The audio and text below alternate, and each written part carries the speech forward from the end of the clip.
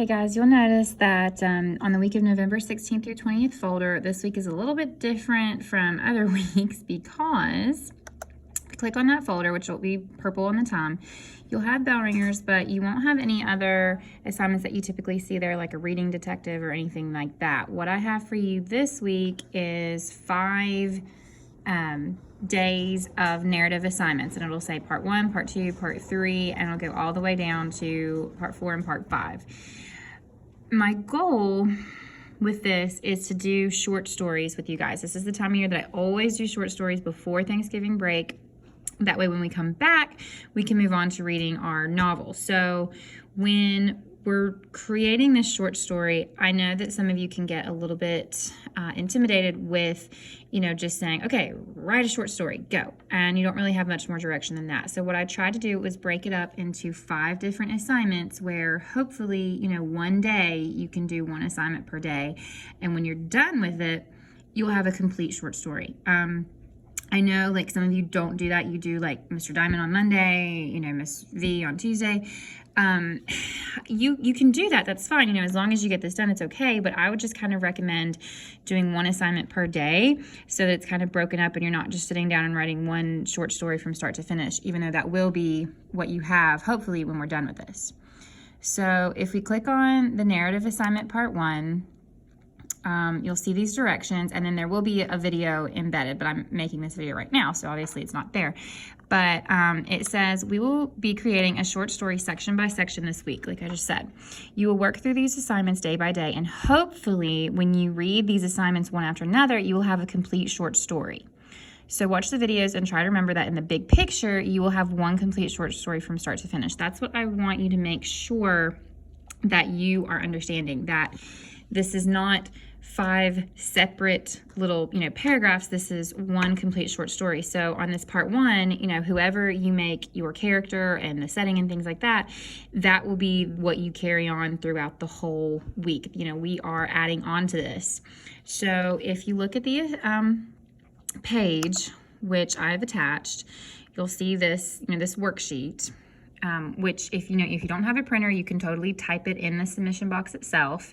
But I have this worksheet here that I created. I'm very proud of it, if I do say so myself, about, how we're going to create this short story.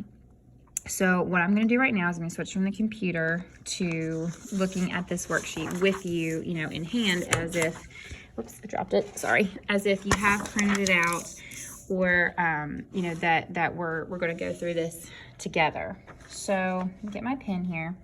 So what I want you to do, it says for this short story, please, well, I'm actually have a typo there, but please center the events around 1 main character. You could have other small parts, but just 1 main protagonist.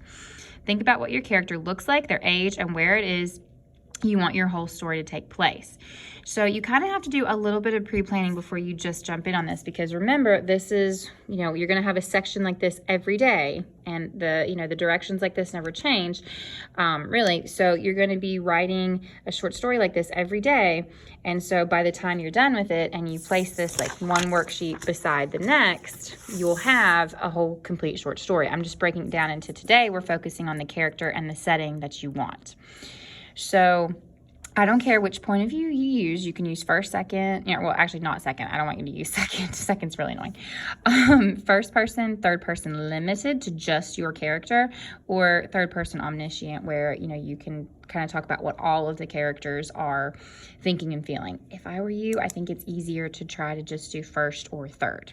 Okay, so I'm going to, kind of fill this out. So I'm going to say that I want this to be, I think, I might just do third person limited, for what my character is going to do. But, you can do whatever. So I want you to circle that. And then you guys know when I'm using my character names, or for examples, I always use my kid's name. So I'm going to make my character's name Charlie. You don't have to, have a last name or whatever if you don't want to. You can make this about you. You can use your main character, your protagonist, your name. You can make it your dog's name. You can make it, whatever you want. Just come up with a name that you like, and, move on. Don't focus too much on those little details, because I'm really going to be grading you more on your figurative language and your elements of fiction than anything else. So what does your character look like in their age? This is where you're going to write down little things about like, maybe what they look like, so that you can think when you start adding your similes and metaphors, maybe you could make a simile like, her hair is as golden as the sun, or, something like that. So that can kind of help you if it comes to describing, what they look like, their age. Then where will your story takes place is more about the overall setting. Now, my story could be about, Charlie and she's going to school. So technically, she's getting ready maybe at her house, and then she's going to school. But my main setting would be, her school or her classroom. So you don't really have to write much more than that. And then the directions here say use the remaining lines to write at least 10 sentences about your character and where the setting of the story takes place. Be sure to use at least 2 types of figurative language and highlight or circle the ones you used on the bottom. So down here, you will, circle like, well, I'm going to use a simile, or I used onomatopoeia, and you'll circle it so that when I read this, I can say, oh yeah, he said he had a simile, and I see it's right there. So I'm going to switch this real quickly and show you one that I just kind of made myself here. So I would just picked my main character's name is going to be Charlie, and I put Charlie as a middle school girl. She has blonde hair and blue eyes. She is tall and has braces. I just included little details that I thought maybe I could come up with some figurative language about her, how blue her eyes are, and compare them to, something that's really blue.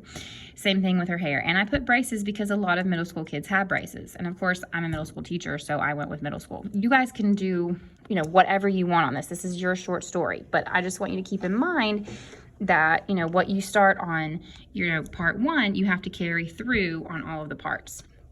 So I put here that your story will take place in the middle school she goes to, where the story mainly takes place.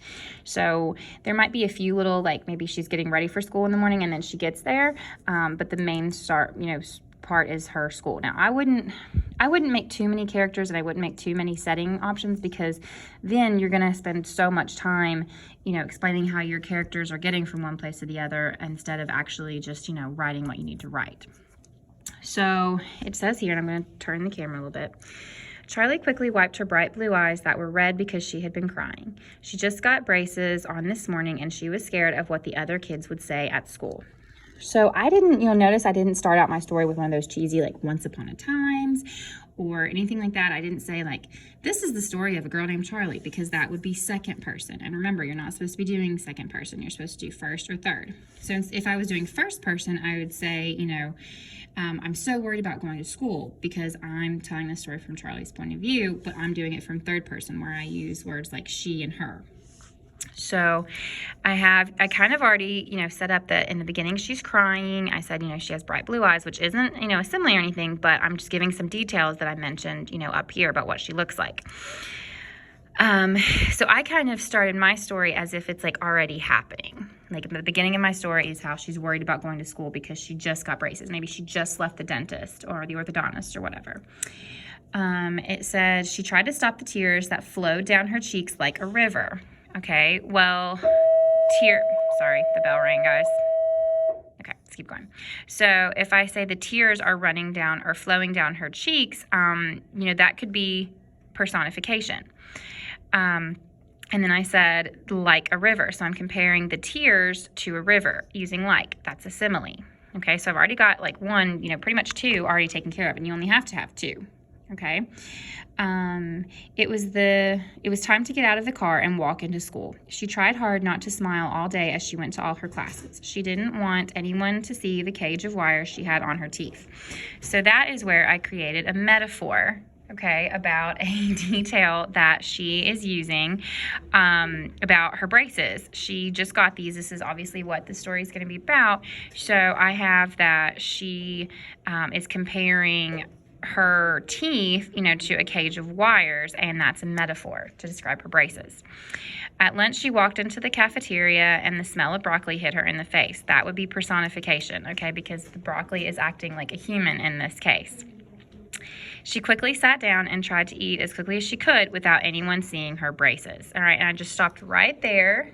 okay, trying to, you know, set up the story already. Like, you know who she is, you know that she's a middle school girl, you know that you can already kind of see the conflict coming in here is that she's worried about her braces, and these braces are very new.